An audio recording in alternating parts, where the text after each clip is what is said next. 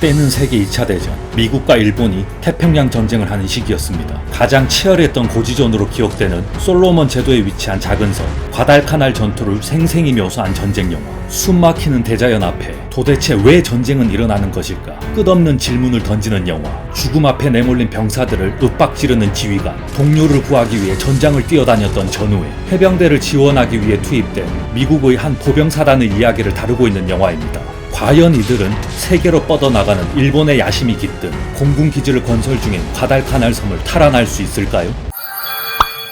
영화는 짬밥 6년 차이지만 잦은 근무지 이탈로 진급하지 못하고 만년 이등병 위트에서 출발을 합니다. 그는 또 근무지를 이탈해 원주민들과 평화로운 시간을 보내는데요.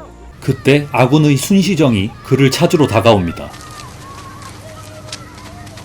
남태평양 1942년 11월 Been in the army, what, 6 years now? How many times you been AWOL? 상사는 특별히 윗선에 부탁을 해 영창을 가야 되는 위트를 빼주었습니다. 아무튼 그렇게 미군의 한 보병사단은 일본군이 장악 중인 과달카날 섬으로 공격을 감행하기 위해 항해 중이었습니다. 과달카날 섬에 일본은 공군기지를 건설 중이었는데요. 호주와 미국까지 침공할 발판이 될 중요한 전략적 요충지였습니다. 이 작전의 지휘관 대령에게 나이도 어린 장군은 푸념들을 늘어놓고 대령은 늘 안익고와 진급을 해서 별을 달고 싶어 했죠. 섬은 점점 가까워지고 병사들은 공포에 떨기 시작했습니다. 상사는 아무렇지도 않아 보이네요. 중대장 역시 부하들을 잃을까봐 노심초사합니다. 과달카날에 도착을 했고 상륙선으로 갈아타기 위해 모든 군인들은 배에서 내립니다. 미리 해병대는 도착해 있고 그걸 지원하는 보병사단입니다. 긴장감은 감돌고 과연 이들의 운명은 어떻게 될까요?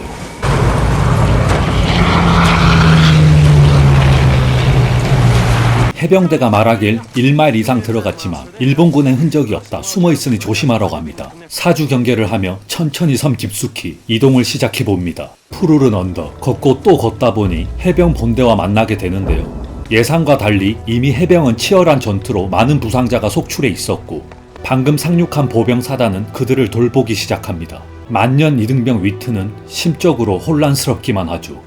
섬 왼쪽은 절벽이니 우회로가 없다. 정면 공격을 해 돌파하자고 작전을 내립니다. 일단 중대장은 그 명령에 따르긴 하지만 걱정이 이만저만이 아닙니다. 전쟁의 시작을 알리는 포병대대가 보병의 진입을 위해 선제 타격을 하는데요.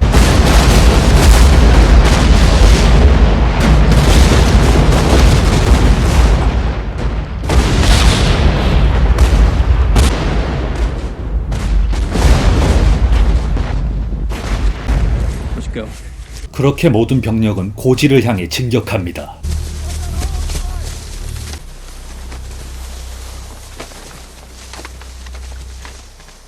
언덕 중턱에서 정찰병 2명을 보냅니다. 불안에 떠는 정찰병들. 마치 본격적인 서막을 알리듯 구름이 걷히고 햇살은 전장의 무대를 비추는 조명이 됩니다.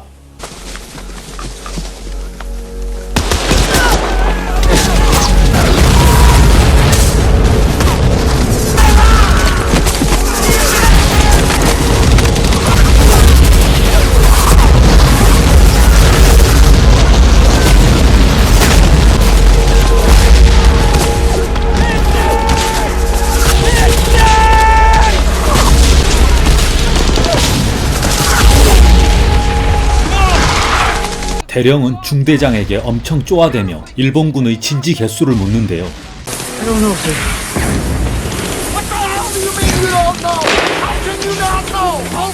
아무튼 약간 소강 상태를 보이자 좀 더 위로 올라가 봅니다.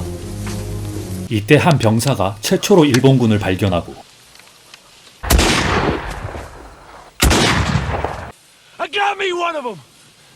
벙커 속 기관총 때문에 진입하기가 여간 어려운 게 아닌데요. 악조건 속에서도 그들의 용기는 대단했습니다. Go! Go! Go! Go!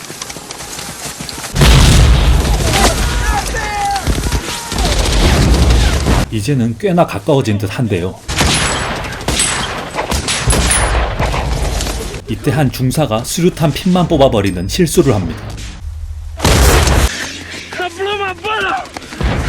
I grabbed him by the fin! What a fucking recruit trick, you fuck! You fuck over.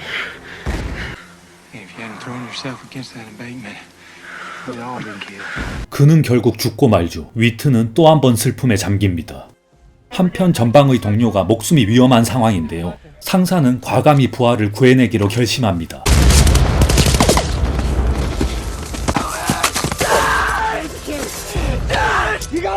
하지만 해줄 수 있는 거라곤 몰핀을 주는 게 그가 할 수 있는 유일한 일이었죠.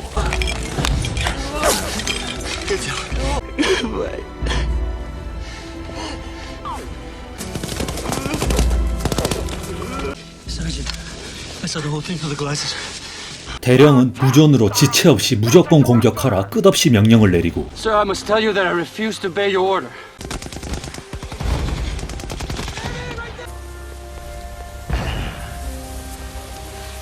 You feel that strongly, maybe you have a reason, so I'm coming down. 올라갈 수 있는 상황인데 지체하는 거다 확신하고 직접 확인하러 옵니다. What are you aiming at, son? Let's go get those son of a bitches. Move up! Captain, you listen to me. Now we're going over there and we're taking everybody with us. 어쩔 수 없이 피해를 최소화하기 위해 적의 노출을 피하기 위해 특공대 6명을 결성합니다.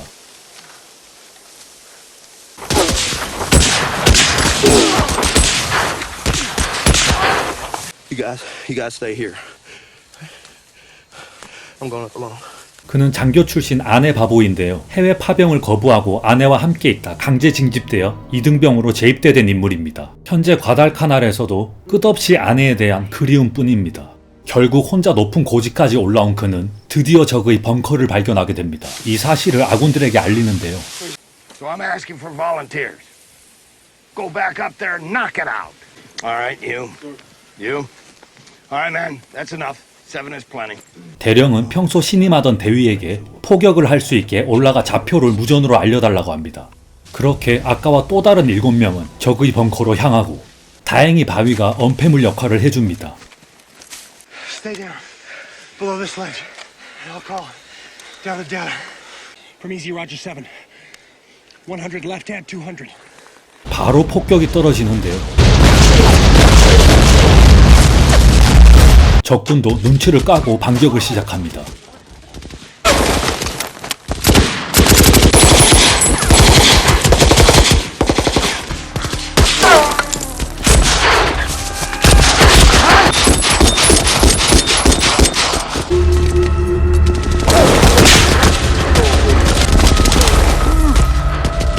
어느새 벙커 위까지 점령했죠.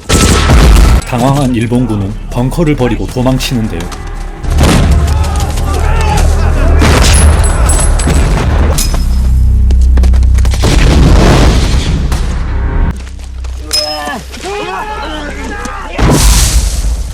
그들은 믿을 수 없는 기적을 해냈습니다. 여러 명의 포로도 확보할 수 있었습니다. 대령은 완전히 신이 났습니다. Look at him move! Look at him move! John, I don't want anything to break up this attack of ours now that we have the momentum. I've worked, slaved, eaten old, untold buckets of shit to have this opportunity. I don't think we're going all the way. Nothing's stopping us. It's high ground by nightfall. 백병전까지 염두에 두고 대검을 장착하기 시작합니다. 그리곤 일본군의 캠프를 발견하고 맹렬한 기세를 떨치기 시작합니다. 정말 태풍이 몰려오듯 한 방에 캠프를 쓸어버리는데요. 적군은 전의를 상실하게 되죠.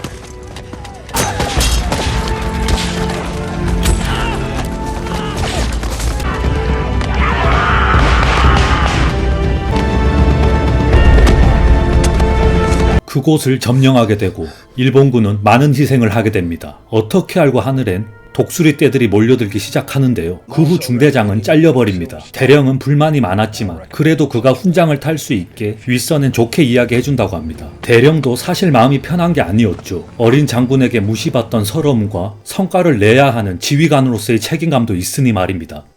소식을 들은 사단장은 몇 주 충분한 휴식과 함께 많은 보급을 보내왔습니다. 병사들은 황금 같은 휴식을 보냈고 섬의 해변도 차지하게 되었습니다. 멀리 바다 건너 가족들의 편지도 도착을 했습니다. 아내 바보 그에게는 딴 남자가 생겼다며 이혼을 요구하는 편지가 도착했죠. 그 후 부대는 섬의 한 계곡을 지나던 중 일본의 포탄 공격을 받게 됩니다. 적의 위치를 파악하기 위해 신참 2명이 정찰병으로 보내지게 생겼는데요. 위트는 그걸 보고만 있을 순 없었습니다. In case something bad happens, I want to be there. You stay by the river. 짬은 6년차 베테랑이지만 같은 이등병인 신참들과 정찰을 떠나고 계곡을 내려오는 적군을 발견합니다. 위트는 한시라도 빨리 내려가 이 사실을 알려야만 했죠. 하지만 신참 중 한 명이 총을 맞습니다.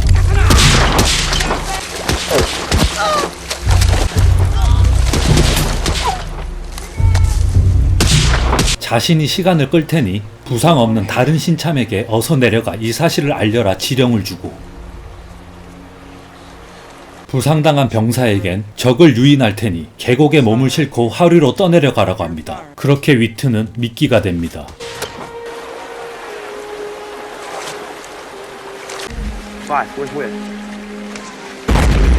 위트의 소식을 들은 상사는 누구보다 그가 걱정됐습니다.